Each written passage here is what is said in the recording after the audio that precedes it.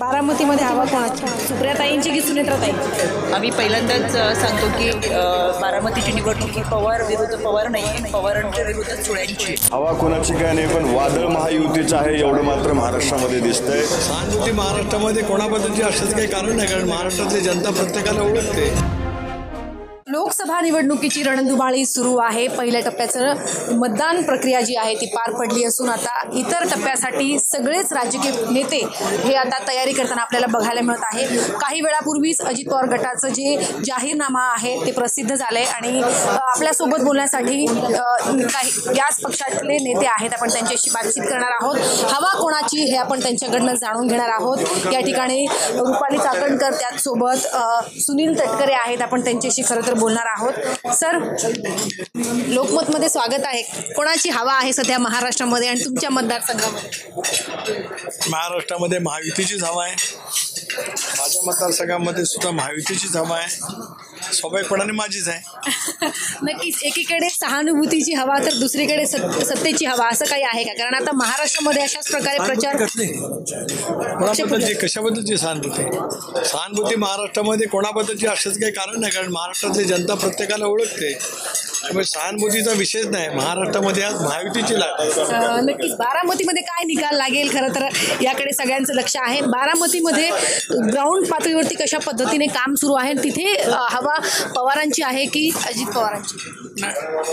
बारामतीमध्ये हवा, बारामतीची लढत पवार विरुद्ध सुळे आहे. बारामतीमध्ये पवार जिंकणार. बारामतीमध्ये गावागावात बारामती लोकसभा मतदारसंघात अजितदादांचं काम इतकं प्रचंड आहे, त्याच्यामुळे ते यश तिथे अधोरेखित आहे.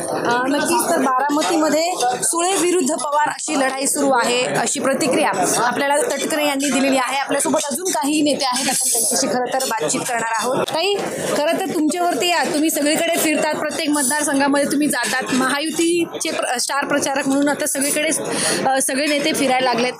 नक्की ग्राउंडवरती काय स्थिती आहे? हवा कोणाची आहे सध्या महाराष्ट्रामध्ये? हवा महायुतीची आहे, कारण की दादांनी जो निर्णय घेतला, दादांनी निर्णय घेतल्यानंतर त्या निर्णयासमवेत पहिल्या दिवसापासून महाराष्ट्रातल्या महिला भगिनी मोठ्या समवेत दादांच्या निर्णयाबरोबर आली, कारण की जो सन्मान महिलांना मिळाला तो दादांच्या समवेत मिळेल. आणि योजनाला मला विशेष करून सांगायचं, लेक लाडकी योजना आणि महिलाचं जे चौथं धोरण आलं, यामध्ये 9 महिने 9 दिवस गर्भात वाढवणाऱ्या बाळाच्या नावापुढे वडिलांच्या नावाआधी आईचं नाव, हा खऱ्या अर्थानं मातृत्वाचा सन्मान. त्याच्यामुळे हे जे निर्णय घेतले ते महायुती सरकारने घेतलेले आहेत आणि म्हणून ग्राउंडवर फिरताना प्रकर्षाने जाणवतं की जी हवा आहे ती महायुतीची आहे. नक्कीच. बारामतीमध्ये पवार विरुद्ध पवार अशी लढाई जी आहे ती खरं तर बोलली जाते, पण तुम्हाला काय वाटतं, बारामतीमध्ये हवा कोणाची, सुप्रियाताईंची की सुनेत्राताईंची? आम्ही पहिल्यांदाच सांगतो की बारामतीची निवडणूक ही पवार विरुद्ध पवार नाही आहे, पवारांच्या विरुद्ध चुळ्यांची आहे. आणि सुनेत्रा वहिनींची स्वतःची एक वेगळी ओळख आहे. त्यामध्ये त्यांनी बारामती हायटेक टेक्सटाईलच्या माध्यमातून अनेक महिलांना रोजगार दिला आहे. त्या समोरच्या उमेदवारांना जर विचारलं की 15 वर्षामध्ये किती महिलांना रोजगार दिला, तर त्यांच्यासमोर प्रश्नचिन्ह उभं राहील.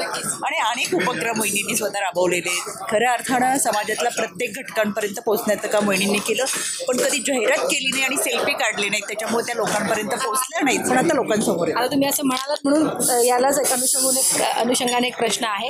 ताई असं म्हणतात की मी आता पण खासदार म्हणून भरपूर कामं केलेली आहेत आणि त्या विकासाच्या मुद्द्यावर सध्या मी लढते.